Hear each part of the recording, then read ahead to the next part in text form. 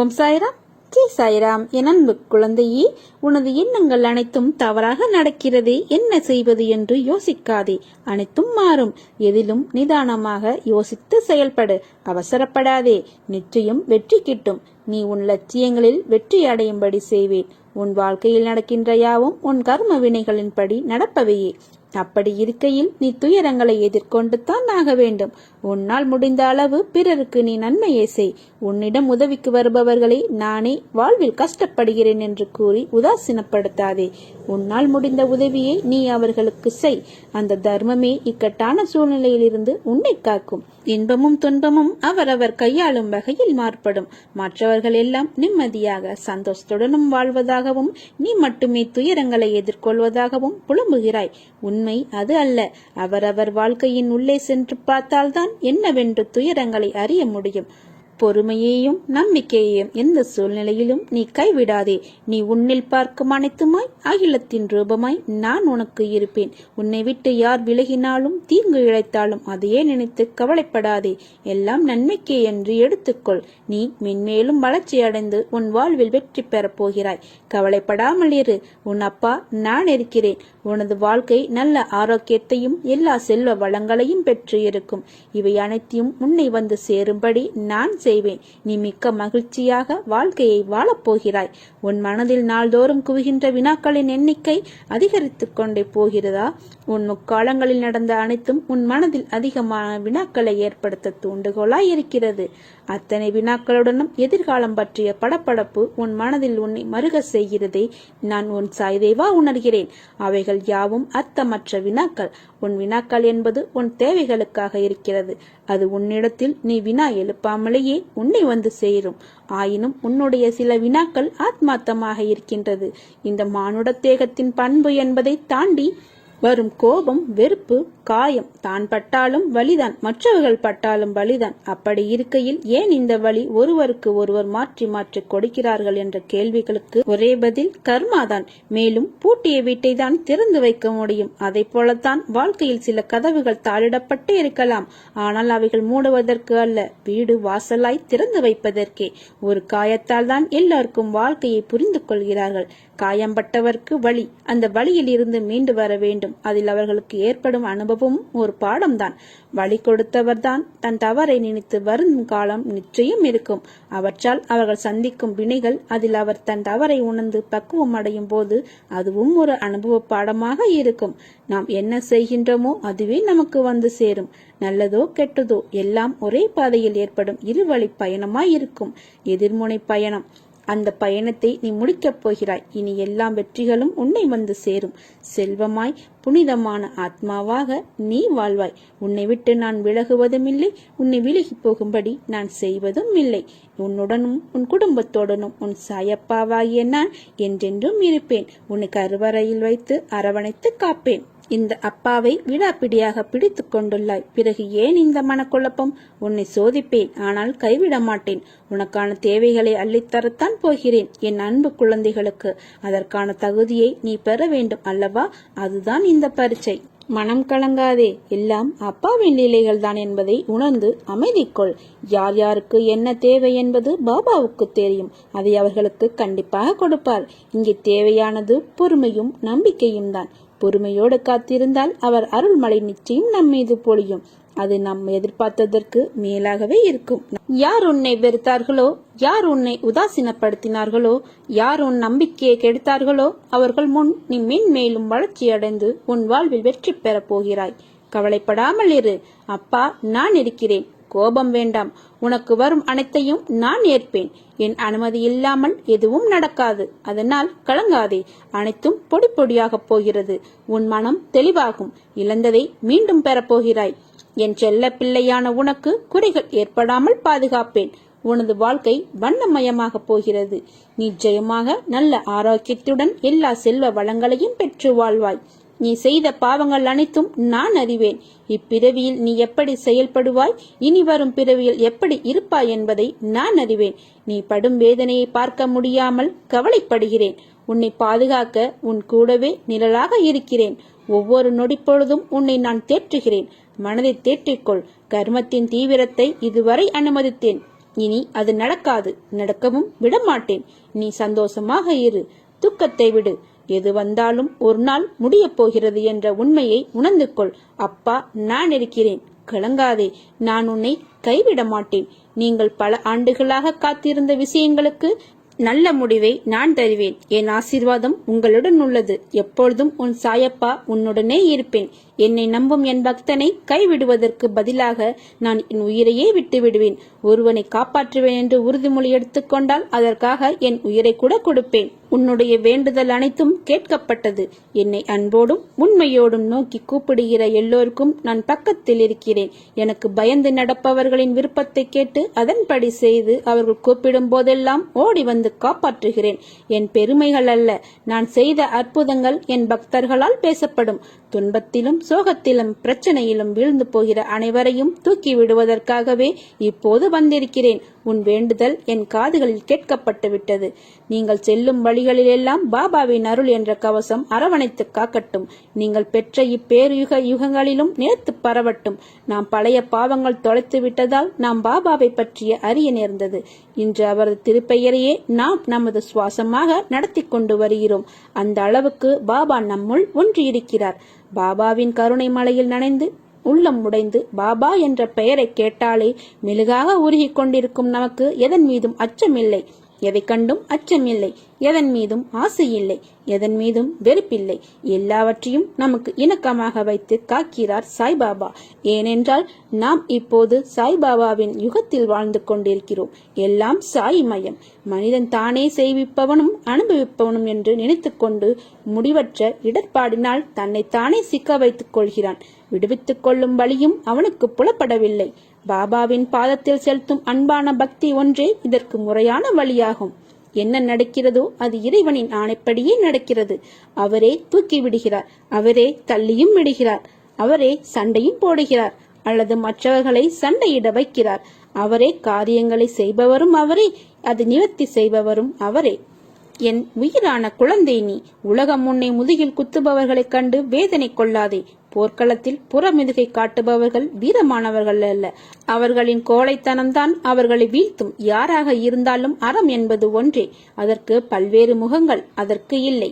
ஒரே முகம்தான். அந்த முகத்தை உன்னிடம் பார்க்கிறேன். உனது நேர்மை உன்னை வழிநடத்தி செல்லும். உனக்கான அனைத்தும் உனக்கு விரைவில் கிடைக்கும். உனக்கு கிடைக்கும் விஷயமானது என்னுடைய முழுமையான அருளால் உனக்கு ஆசீர்வதித்து நான் கொடுப்பது. நீ வாழ்க்கையில் ஜெயிப்பாய். உனக்கான சந்தோஷம் உன்னை தேடு வரும் காற்றை போல உன் மூச்சில் கலக்கப் போகிறது.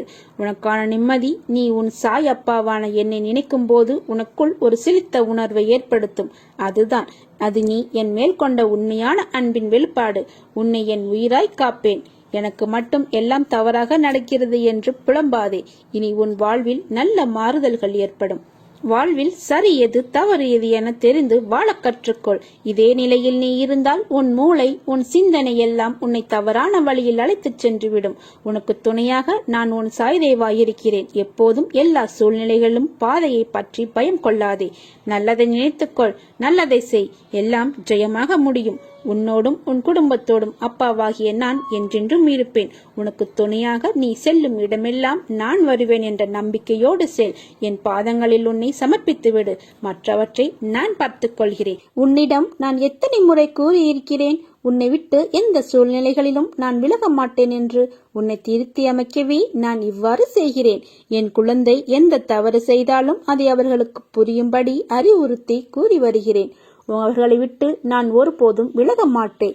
சேற்றில் கல்லெறிந்தால் கரைப்படுவது உனக்குத்தான். அந்த கல்லுக்கும் கரை உண்டு, ஆனால் அதற்கு உயிர் இல்லை. அதை போலவே தான் உனக்கும் வரும் பிரச்சனைகளும் உயிர் இல்லை. ஆனால் நீ அதை பெரிதாய் எடுப்பதால் தான் அதற்கு தேவையில்லாமல் யோசித்து உயிர் கொடுத்து கரை என்னும் சேற்றில் கிடந்து அழுது அல்லோலப்படுகிறாய். அதனால் உன் கவலை என்னும் சேற்றில் விழாது நடைபோடு. எல்லா பிரச்சனைகளுக்கும் ஒரு முடிவு இருப்பதை உனக்கு தெரியும். உன்னுடைய சோகம் கவலைகளில் இருந்து நகன்று போ. அப்போது அது உன்னை பாதிக்காது.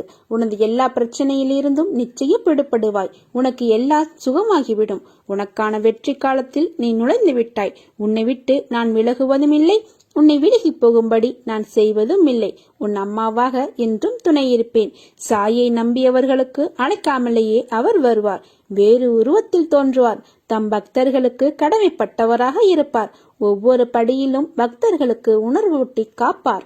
சாயின் பெயரை அழைக்கும் எவரும் உதவியின்றி தவிக்க மாட்டார்கள், நிச்சயம் காப்பாற்றப்படுவார்கள். என்னிடம் பிரார்த்தனை செய்த பிறகும் பிரச்சனை தீரவில்லை என்றும் இருந்த நிலை அதிகமாகிவிட்டது என்றும் அவசரப்பட்டு முடிவு செய்துவிட வேண்டாம். கால்களில் தைத்துவிட்ட முள்ளானது கடுமையான வேதனையை தரும், இரவு பகலாக உறங்குவதை கூட தடுக்கும். இதை அப்புறப்படுத்த வேண்டுமானால் வேறு ஒரு முள்ளை கொண்டு தைத்த முள்ளை சுற்றி பல முறை குத்த வேண்டியிருக்கும். முள்ளை ஆட்டி பார்க்க வேண்டியிருக்கும். அப்போது வலி உயிர் போவது போலிருக்கும். ஒரே ஒரு முறை குத்திய முள்ளே கொடிய வேதனை தரும்போது அதை எடுக்க பல முறை குத்தப்படுகிற நிலையில் வலி கூடுதலாகத்தானே இருக்கும். ஒரு முள்ளின் வலி உனக்கு பாதிப்பை உண்டாக்கும் என்பதையும், பல முறை குத்துவதால் வருகிற வலி அதை நீக்குவதற்காக தானே அன்றி காயப்படுத்துவதற்காக அல்ல என உணர்ந்து கொள்வாயாக. கஷ்ட நிவர்த்தி வருவதற்கு முன்னால் அதன் தொல்லை மிகவும் தாங்க முடியாத அளவு தெரியும். பாபா கைவிட்டு விட்டார், இனி யார் காப்பாற்றப் போகிறார்கள் என நினைப்பீர்கள். பயப்படாதீர். என் பக்தர்களுக்கு நான் துர்க்கதியை எந்த நிலையிலும் பரிசாக தரமாட்டேன். எந்த சூழ்நிலையில் இருந்தாலும் என் பக்தனை காப்பது என்னுடைய கடமை. என்னுடையவனான உன்னை என்னை விட்டு விலகி செல்லும்படி விடமாட்டேன். பொறுக்க முடியாத அவதியும் அதையொட்டி உன் மனதில் எழுகின்ற கோணல் சிந்தனைகளும் உயிரை மாய்த்து கொள்ள நினைக்கும் எண்ணமும் என்னை மன வருத்தமடைய செய்கின்றன. உனது துக்க கூப்பைகளை மூட்டை கட்டி தூர போட்டுவிடு. எனது பாதங்களை பற்றிக்கொள். நான் அனைவருக்கும் கருணைமயமான அன்னை என்பதையும், ஒரே ஒரு முறை கூவி அழைத்தாலும் ஓடி வந்து அணைத்து உச்சி முகரும் தாய் என்பதையும் மறந்து விடாதே. உனக்கு என்ன தேவை என்பதை நான் முற்றிலும் நினைவில் வைத்திருக்கிறேன். உன்னை துன்ப சேற்றில் மூழ்கிவிட ஒரு காலம் சம்மதிக்க மாட்டேன். உனதுக்கு துக்கம் நிச்சயமாகவே மகிழ்ச்சியாக மாறும். உனது வாழ்க்கை சீர்படும் காலம் விரைவில் வரும். இதற்கு முன்னால் நீ கடந்து வந்த கடினமான பாதைகளை சற்று நினைத்துப்பார். அதிலெல்லாம் உன்னை தூக்கி சுமந்து காப்பாற்றி வந்தேன். இனியும் அப்படியே உன்னை காப்பாற்றுவேன்.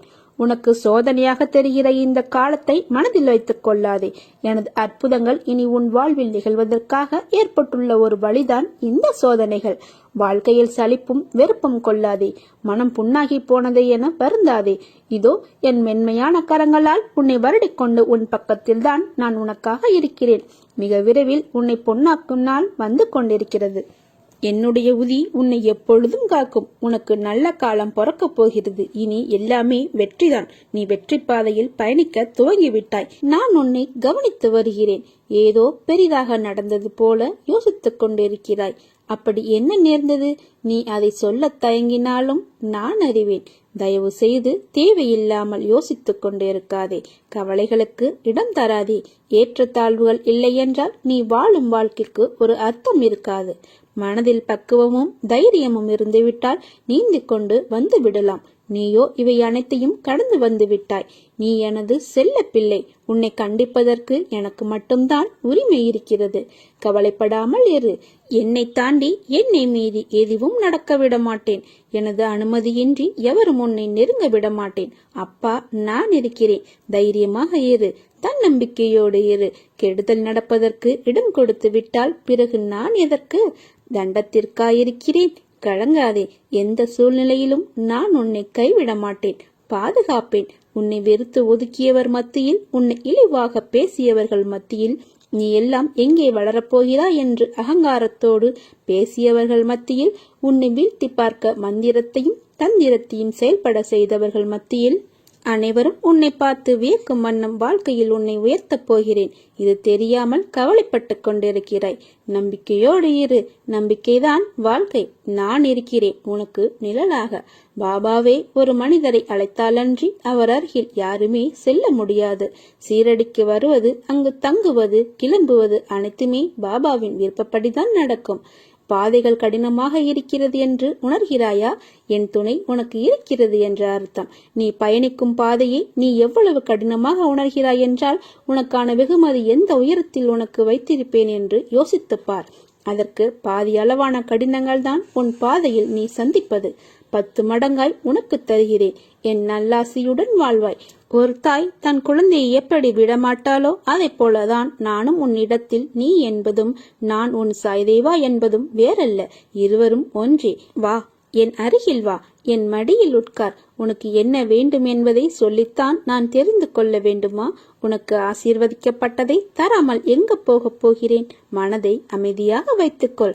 எந்த விதமான சூறாவளியையும் அதற்குள் அனுமதிக்காதே. இந்த நிலை வெகு விரைவில் மாறி உனக்கு வெற்றி கிட்டும். நான் கூறியது எதுவும் இதுவரை உன் வாழ்வில் நடக்காமல் இருந்துள்ளதா? அப்படியென்றால் இப்போது மட்டும் ஏன் இந்த கலக்கம்? உனக்குள்ளும் நிறைவேறாத நிறைய விஷயங்கள் இருக்கின்றன. அவற்றை இந்த சாயி நினைவில் வைத்துக் கொள்ளவில்லையே என நீ வருத்தப்படுவதை கவனிக்காமல் இல்லை. உனக்கு இதுவரை செய்த நான் இன்னும் செய்வேன். வாய்ப்புகளை நீ தவறவிட்டாலும் நான் உனக்காக அதை தவற விடாமல் பார்த்துக் கொள்வேன். கவலைப்படாதே. இப்போது நீ எப்படி போய்க் கொண்டிருக்கிறாயோ அப்படியே தொடர்ந்து செல். எதை பற்றியும் கவலைப்படாதே. துக்கமும் கவலையும் உன்னை சிறிதும் பாதிக்காதவாறு பார்த்துக்கொள். நானாக தரும் வரையில் பொறுமையாக இரு. உன்னை விட்டு போன எதற்காகவும் கவலைப்படாதே. வர தாமதமாகும் விஷயத்திற்காக அவசரப்படாதே. பதற்றத்தையும் விட்டுவிடு. அனைத்தையும் நான் அறிந்திருக்கிறேன். தக்க சமயத்தில் உனக்கு தருவேன். உன்னுடன் தான் இனி இருக்கப் போகிறேன். என் அன்புக்கும் பக்திக்கும் ஈடு இணையாக நானே உன் அருகிலிருந்து உன்னை பார்த்து கொள்ளப் போகிறேன். என்னை ஆனந்தத்தில் மூழ்க செய்த என் குழந்தையின் வாழ்க்கையில் இனி இருள்படாமல் பாதுகாப்பேன். இது உறுதி. எல்லாரிடத்திலும் அன்பிற்காகவும் பாசத்திற்காகவும் நீ ஏங்குவதற்கு பதிலாக உன்னை தேடி வருவோர், உன் மதிப்பு புரிந்தவர் மீது அதிகம் அன்பு செலுத்து. இன்று உன்னிடம் அன்பாக இருப்பவர்கள் நாளை அப்படியே இருப்பார்கள் என்று எதிர்பார்க்காதே. இவ்வுலகில் பலதரப்பட்ட மனிதர்கள் இருக்கத்தான் செய்வார்கள். மனம் ஒரு குரங்கு என்று கூறுவது அனுபவ வார்த்தை. எப்பொழுது எந்த உறவு ஆயினும் நீ அளவோடு இருந்தால் இது போன்ற பாதிப்பு ஏற்படும் போது உன்னால் சமாளிக்க முடியும். அதற்காக எல்லோரிடத்திலும் அன்பற்று வாழச் சொல்லவில்லை. அதீத அன்பை வைக்க வேண்டாம் என்று உனக்கு எச்சரிக்கிறேன்.